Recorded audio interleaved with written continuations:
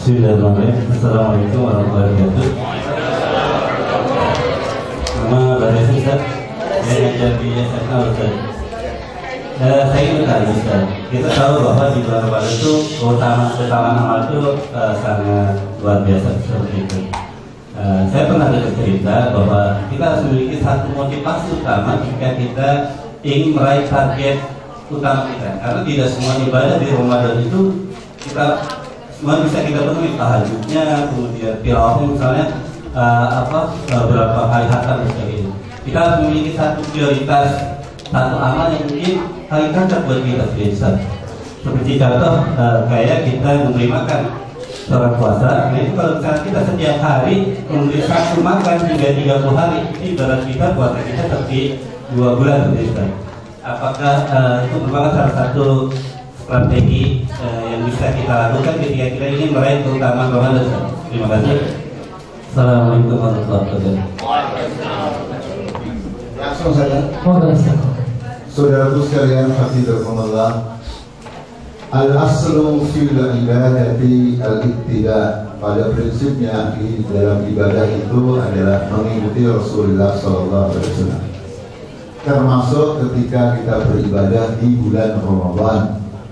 Jadi kalau kita ingin beribadah di bulan Ramadan yang sangat ideal, ya contohnya adalah Rasul. Bukan berceramah, bukan kata orang dan sebagainya. Dan Rasulullah SAW sebenarnya mengetahui kalau berpuasa itu, ya beliau berilzam selain ibadah-ibadah yang wajib, sholat berjamaah, maka beliau yang diperhatikan adalah as-shadaqah. Kalau Nabi ya bersedekah bagi bulan Ramadan digambarkan karihil mursalah, seperti angin yang kencang yang lepas, maksudnya tidak takut miskin. Kemudian yang Nabi mulazamah juga adalah i'tikaf. Ya. Nabi yang mulazamah lagi adalah qiraatul Quran, ya. Qiyam, ya ibadallah. Nah sehingga ya kalau kita ingin ibadah Ramadan yang paling ideal, ya menyetor Nabi. Tapi ingat, bulan Ramadan sepanjang masa itu tidak suasananya sama. Ya. Maka di bulan Ramadan juga ternyata ada juga pernah berperang, yaitu perang Badar. Ya. Dengan turunnya ayat 41 surat Al-Anfal, wa'lamu annama ghanimtum min syai'in fa anna lillahi khumsahu wal rasuli walil qurba wal yatama wal masakin wa bis sabili in kuntum amantum billah wa ma anzalna ala abdina yaumal taqal yaumal taqal jamaah yaumal furqani yaumal taqal jamaah. Artinya apa? Ramadan suatu saat juga bisa menjadi syahrul jihad. Makanya Syekhul Islam Ibnu Taimiyah rahimahullah ketika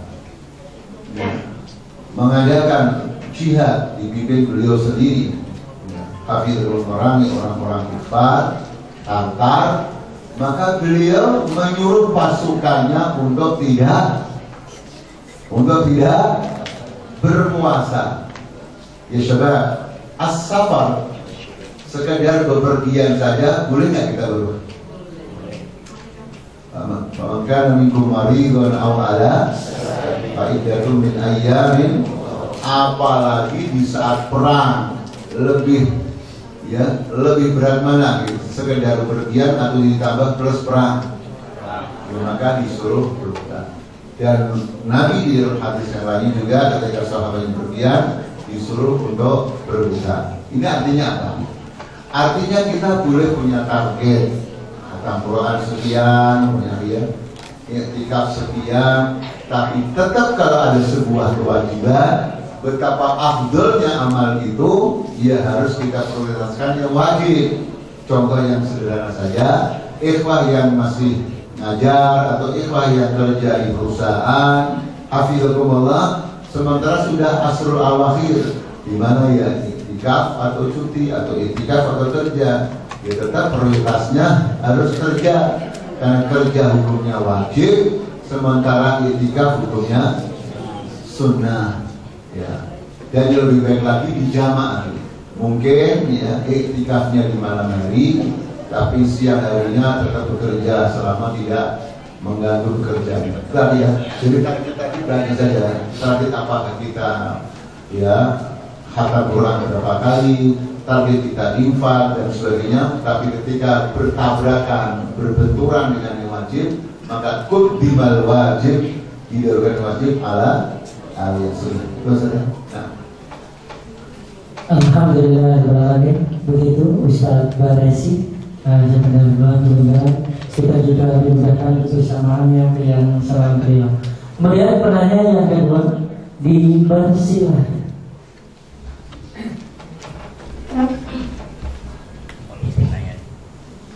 Nama saya Ahmad Masyad Ustaz. Jazakallah atas talqinnya yang menurut saya sangat dahsyat sekali buat kita sebagai guru.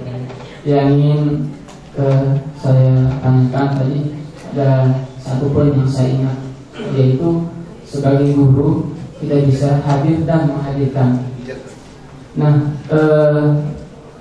hal ini yang selama ini secara pribadi, karena saya tidak berbicara mewakili guru-guru yang lain gitu, tapi secara pribadi saya mengajar di sini anak-anak kecil SD gitu, ada yang hatinya menyatu dengan gurunya. Misalnya ketika diarahkan hal-hal yang benar, mudah dan segera, tapi memang ada yang susah sekali, bahkan tidak sedikit yang mungkin saya sebagai guru tidak percaya.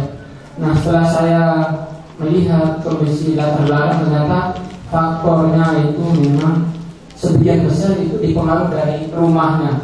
Jadi dari rumah bawa ke sekolah. Dan ini menurut saya sangat berat ya. Selain tugas sebagai guru karena kewajiban bekerja, tapi juga tugas sebagai guru karena tugas dakwah itu sendiri. Nah, selain itu juga saya mengkhawatirkan bahwa apa yang pernah disampaikan Rasulullah, bahwa nanti ternyata generasi-generasi itu yang lemah. Sebagaimana yang tadi Ustaz ceritakan, dulu zaman dulu para ustaz dibina, dididik dengan kemiskinan kuat, dan tanpa sekarang makan nasi aja susah dengan anak-anak, apalagi suruh mandiri dan lain sebagainya. Nah, ini bagaimana cara seorang guru seperti kami, dalam arti guru di sekolah dan guru mendidik umat yang akan memperpanjang, yang akan memperjuangkan dakwah ini sebagaimana disampaikan oleh Rasulullah SAW, dengan tantangan bahwa anak-anak yang kita didik ini ternyata di rumahnya kurang, bahkan tidak mendapatkan tarbiyah Islami, dan dengan tantangan dunia yang sungguh luar biasa saat ini. Terima kasih Ustaz Ahmad Fidadullah. Ustaz dan Ustazah yang semoga dimuliakan oleh Allah Azza wa Jalla. At-tarbiyah, pendidikan yang harus difahami oleh seluruh kaum muslimin, gurunya, muridnya, ya, keluarga besar yayasan, wali murid, itu sebuah sebuah kesatuan yang tidak bisa terpisah. Makanya dalam kitab-kitab tarbiyah ada buku yang dikarang oleh Syekh Abdul Rahman, pendidikan adalah al-bait, al-madrasah, al-masjid, al-mustama. Itu memang harus menyatu, Ustaz.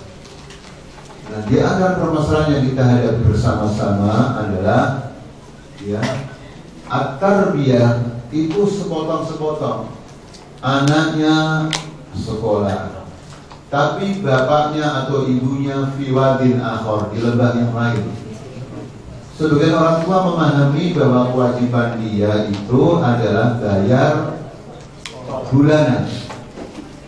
Makanya ketika ada yang marah, saya sudah bayar mahal-mahal anak saya untuk begini, bagaimana sih gurunya ngajarnya? Guru lagi kan. Yang benar adalah sebuah kesatuan, ikhwan dan akhwat fillah. Maka sering kita katakan, ya, anak ketika di sekolahan itulah madrasah. Ketika di rumah, madrasahnya ya rumahnya. Makanya tidak ada satupun hadis yang mengatakan hafidhakumullah bahwa gurunya lah yang bertanggung jawab, tapi tetap kedua orang tuanya. Kullu maulidin yuladu alal fitrah, bukan fa'usaduhu tapi fa'adalahu. Fa'adalahu yuhawi darihi ayunasironi ayunasisani. Jadi supaya dipahamkan bahwasanya pendidikan itu tetap kewajiban utamanya orang tua.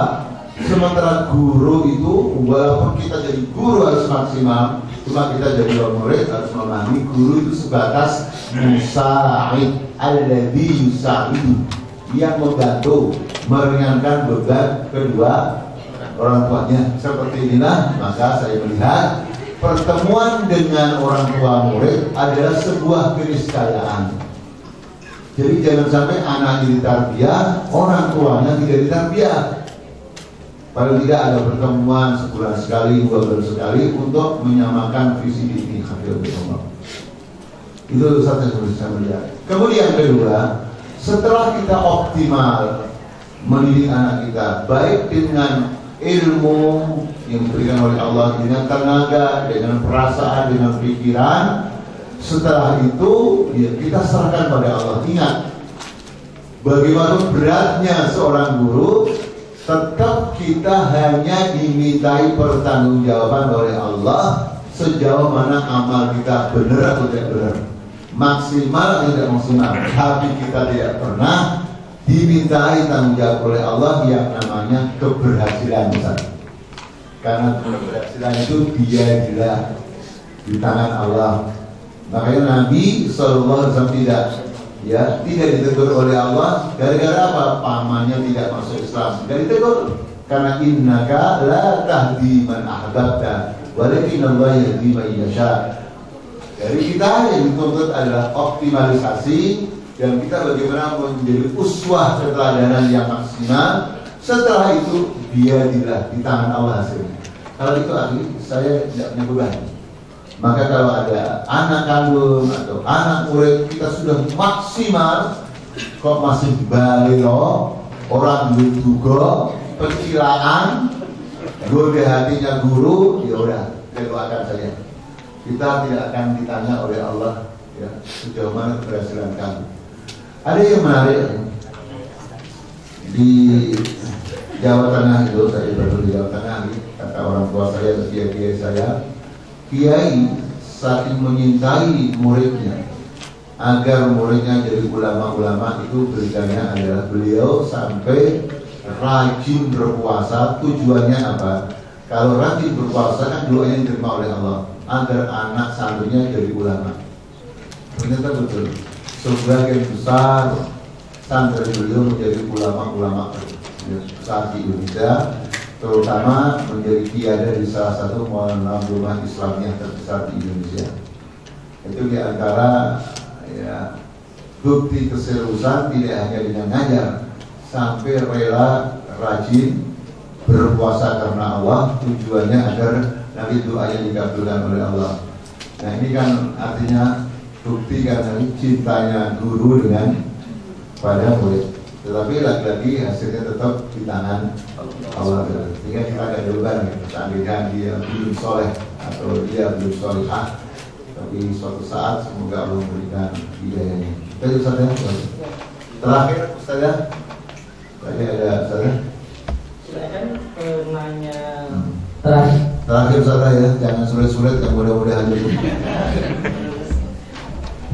Ya, assalamualaikum warahmatullahi wabarakatuh. Waalaikumsalam. Ya, saya Ida Rosida dari SMPIT. Ustaz, kebetulan saya bertemu dengan ahli tafsir ya. Tadi Ustaz sedikit membahas tentang kisah Nabi Musa, dan itu saya temukan di Al-Quran itu rata-rata memang tentang Nabi Musa. Saya sampai buka-buka tafsir, kenapa sih kok banyak sekali cerita tentang Nabi Musa, dan itu hampir ayatnya sama semuanya gitu. Di Al-Baqarah sama, tentang mukjizatnya juga sama gitu, dan di ayat-ayat lain juga sama. Sebenarnya apa ibrah terbesar dengan Nabi Musa ini? Allah menceritakan berulang-ulang kali mencontohkan kepada Nabi Muhammad gitu. Itu saja Ustaz. Ya. Terakhir saya berdiri ya. karena duduknya aja capek. Saudaraku sekalian hafizakumullah, kalau kita membaca Al-Quran dari awal sampai akhir, tidak ada kisah umat terdahulu yang disebut berulang-ulang melebihi kisah Musa alaihissalam. Sampai ulama mengatakan faka'anna Al-Quran Al-Karima unzila ala Musa, seolah-olah Al-Quran itu diturunkan untuk Nabi Musa, karena begitu banyaknya kisah Musa alaihissalam di Al-Baqarah sampai di juz 30 An-Nazi'at, ya, sampai Al-A'la, hampir sekian banyak ya surat ada kisah Nabi. Bahkan satu surat dari awal sampai akhir kisahnya Nabi Musa, itu surat Toha, ma anzalna 'alaikal Qur'an litashqa. As-su'al, pertanyaannya, masirru fi dzalik, apa rahasianya? Jawabannya yang masih benar adalah wallahu Selesai. Ibadallah, sebagai ulama tafsir mengatakan ini tarbiyah untuk Nabi Muhammad SAW dan umatnya. Kenapa demikian? Karena Nabi Musa dan Nabi Muhammad SAW, karena Yahudi dan umat Islam, umat yang berdekatan dari segi tempatnya dan waktunya. Supaya ini jadi bekal bagi Nabi, bagi seluruh aktivitas dakwah, bagaimana menghadapi Bani Israel. Dan tidak ada perang sampai akhir zaman nanti melawan orang Islam, kecuali di belakangnya kontak intelektualnya adalah Ikhwan Nafas yang pernah tinggalkan perang di Ambon, peluru Rosos dituliskan Sunia di Israel, made in Israel. Padahal perangnya di mana? Saudara sekalian, ada seorang jenderal sudah mati sekarang, kafir, Allah yang paling tahu. Itu dia, ya. Dan di Thailand, apalagi di Thailand itu tidak mungkin ada orang yang menduduki pos, ya, setara dengan bupati kalau dia belum kuliah di Israel. Isi kuliahnya adalah bagaimana cara menumpas gerakan Islam. Bahkan kita tahu semua, ketika Nabi SAW ini tajribah dari akhir sampai Sidratul Muntaha bertemu dengan Allah, mendapatkan kewajiban apa? 50 turun. Nabi langsung ke dunia atau disetop oleh Musa alaihissalam. Umat kamu gak kuat Muhammad. Kamu siapa yang ngajarin Muhammad? Musa alaihissalam. Ya. Makanya ya ibadallah, kisah Musa berulang-ulang ya ibadallah, kisah yang penuh dengan kehidupan, Masya Allah. Oleh karena itu disebutkan tadi faka'anna Al-Quran unzila ala Musa. Ada yang menarik lagi dan semua Quran menarik. Kenapa kisah Musa alaihissalam dengan Khidir atau hamba Allah min ibadina lebih didahulukan daripada kisah Dzulqarnain? Antum kalau baca surat Al-Kahfi kan urutannya kan kisah Musa dulu baru Dzulqarnain. Ini pelajaran sangat menarik. Limana? Karena kisah Musa, perjalanan Musa itu adalah rihlatun li talabil ilmi, perjalanan untuk menuntut ilmu. Sementara Dzulqarnain yang ibadallah adalah rihlatun lil jihad, berjihad. Dan thalabul ilmi muqaddamun alal jihad, mencari ilmu lebih didahulukan daripada jihad. Supaya apa? Jihadnya benar, jangan sampai jihadnya merusak. Maka perbedaan antara jihad dengan teroris, al-jihadu yu'ammir wal irhabi yudammir. Karena kalau ada orang kafir menuduh jihad itu teroris, maka beda. Karena jihad itu membangun, sementara teroris menghancurkan. Terbukti dalam sejarah tidak ada negara manapun yang bisa berjihad kecuali negara itu maju dan kesejahteraan kekayaan negara ya untuk rakyatnya. Mari dibalik, kalau ada orang kafir menjajah negara Islam, kekayaannya negara Islam jangan. Ini bedanya antara jihad dengan teroris dari kafir itu. Oleh karena itu ya ibadallah, ya, kisah Musa ini sangat penting, saking pentingnya lebih didahulukan daripada kisahnya Zilkor. Ini di antara rasanya Ustaz ya, misalnya tidak satu-satunya. Ya, makanya banyak ulama yang mengarang tafsir maududi, tafsir tematik yang berkaitan dengan Nabi Musa alaihissalam.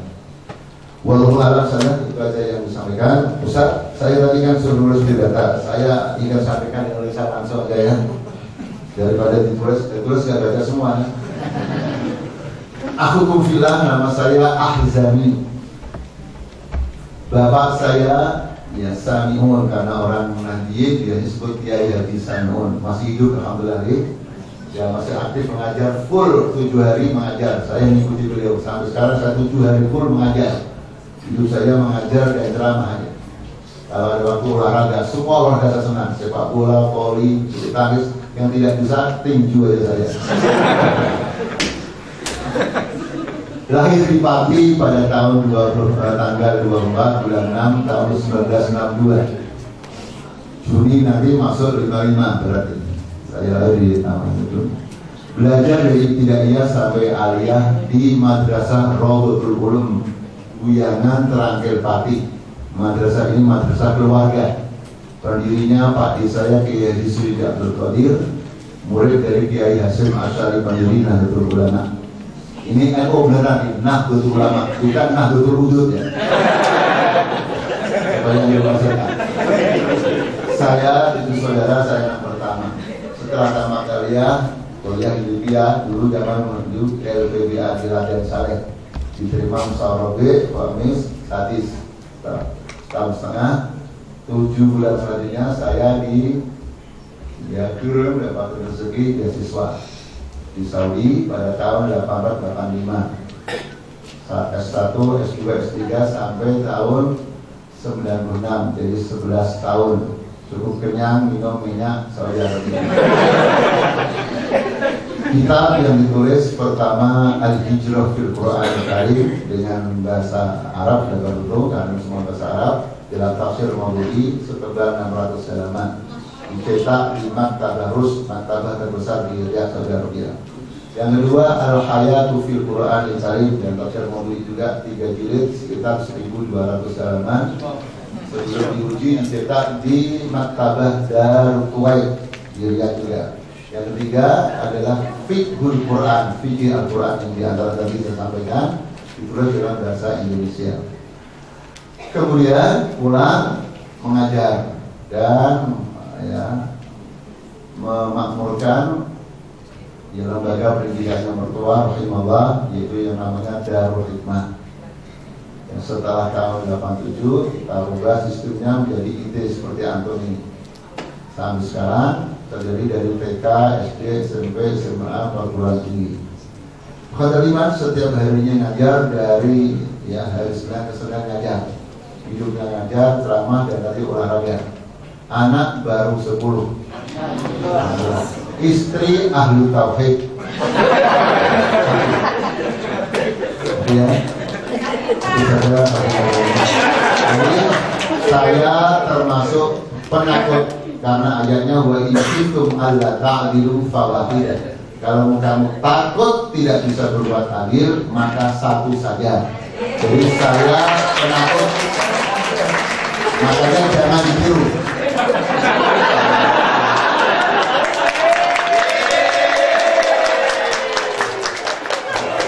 Alhamdulillah. Sadi 4.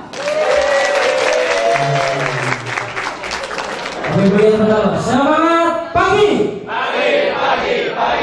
Alhamdulillahirrahmanirrahim. Bapak Ibu yang dirahmati Allah Subhanahu wa taala.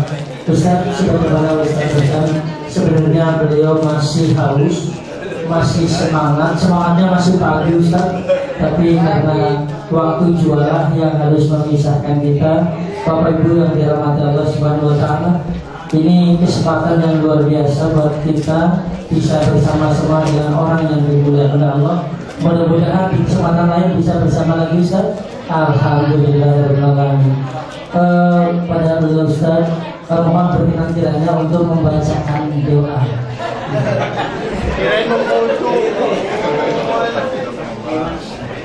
Marilah pertemuan yang semoga diberkahi oleh Allah pertemuan dengan hamba-hamba Allah yang berjuang